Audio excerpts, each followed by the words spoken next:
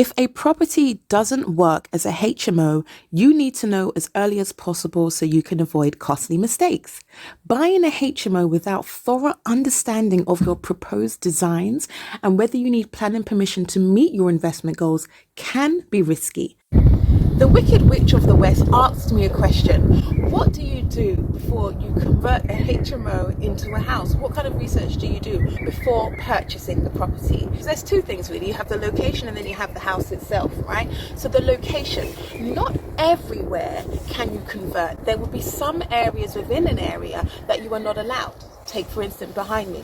You've got all these houses behind me, but some of these houses you are not allowed to touch. It has an Article 4, that means you'd have to go to planning before you can apply to have a house here, or some of them are just completely, some of the areas, sub-areas are completely written off because there's already too many HMOs.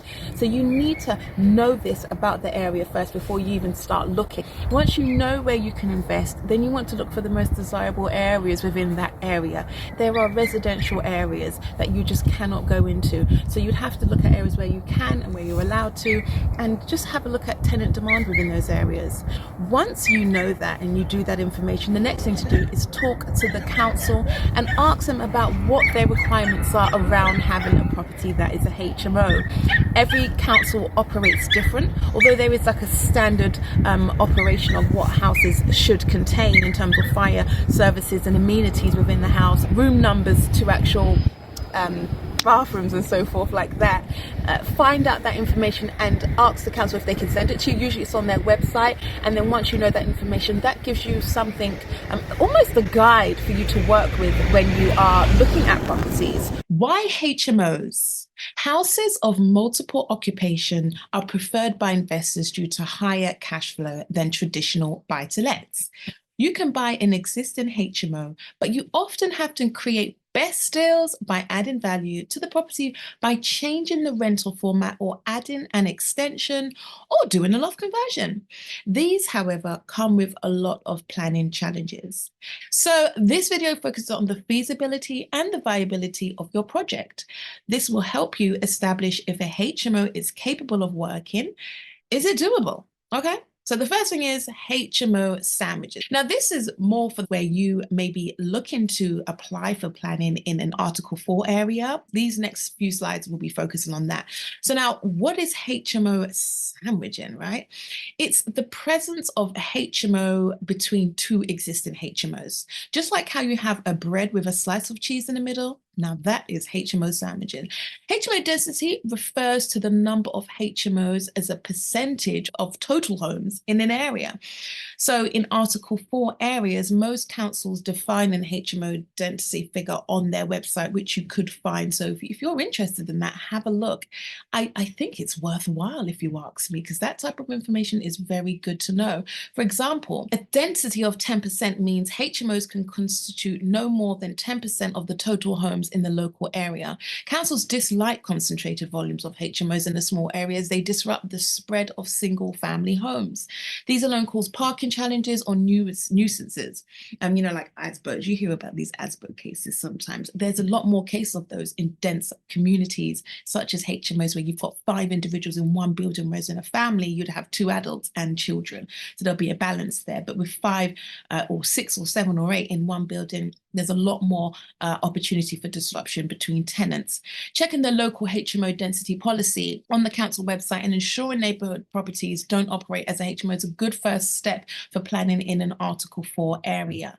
So keep that in mind. Now, if the property you're looking to buy is listed, you'll need to work with a heritage consultant. Conservation areas are of listed buildings, mean you likely won't be able to change the exteriors, the building itself, or build extensions or do dormer conversions, which improves the rental income of your valuation. So with those restrictions, you might be limited on the value you can add. So ensure you check for these before buying a property.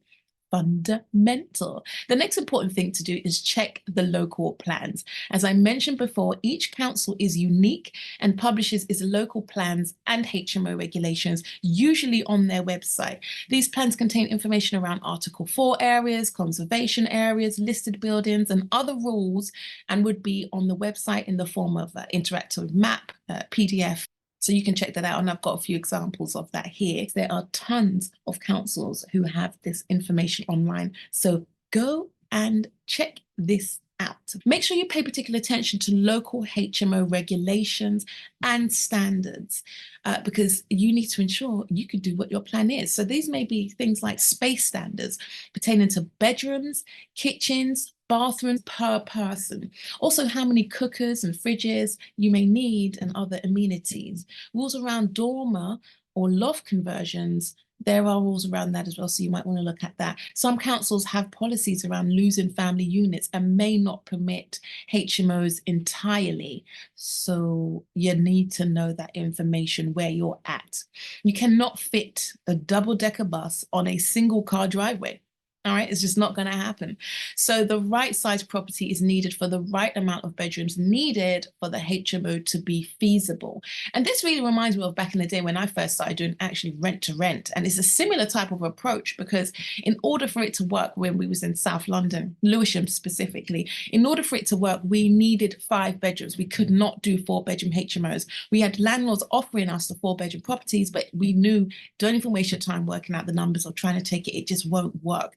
For the rental amount that they want as a landlord and the amount we can achieve as a service provider, the numbers won't work. So it's similar when you're looking at evaluating a property. Make sure that you can do what you need to do. The questions you want to ask yourself is, can the HMO fit all the rooms you need for it to work as a profitable investment? And how would this affect your project plans and budget if you couldn't? Being sure you can plan further secures your success rates. Okay, so that's fundamental, absolutely fundamental. Understanding parking availability around the property is important too. Some councils provide parking requirements on their website. For example, in London, you can show proximity to public transport, which reduces any need for parking. A good rule of thumb that I follow is for HMOs with 6 occupants, you don't need a transport statement and can show a bike storage location in the plans, along with information around local parking and public transport.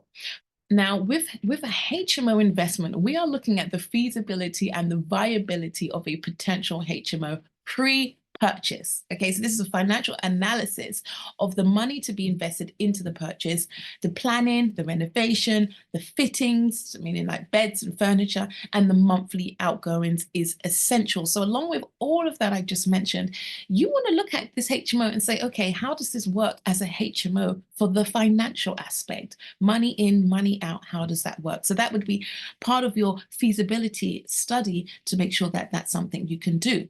Okay, now when you're doing that, you're doing a thorough analysis of the market rents, which will allow for realistic prediction of rental income.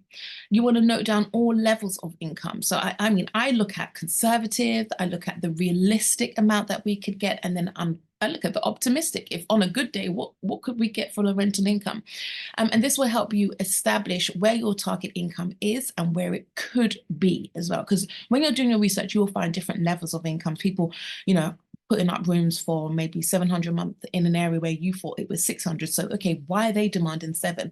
What are they doing? What are they adding differently? Where could this be? How could I optimize my rents if I wanted to?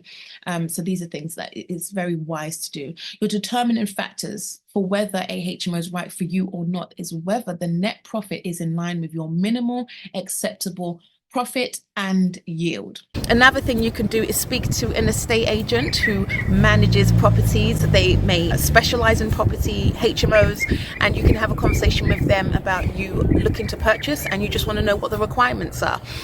If you find a house that you like and you say to yourself, can I do this as a HMO? Well, you look at the criteria. Is it within the area? Is it big enough? Are the rooms big enough? And what would be your room to amenity ratio? And if that works and you can achieve your number of bedrooms that are required, then it's good to get on the phone again and speak to your local council about what your plan is and see if they would be able to have a walk around. In some councils, they will do a walk around with you to say what you need to change, what you don't need to change. This does cost money in some areas, so if you are serious about buying, it's an expense, but it's an expense probably worth paying so you don't have to buy a dummy. You don't want to buy a lemon, a house that you can't convert because the rooms are too small or the layout just doesn't allow for fire procedures to be safe enough for someone to exit in the event of a fire. So these are the things you need to do ahead of time. Speak to the council, do your research, and speak to estate agents. I hope that was helpful. Wicked West of the Rich. No, Wicked Rich of the West.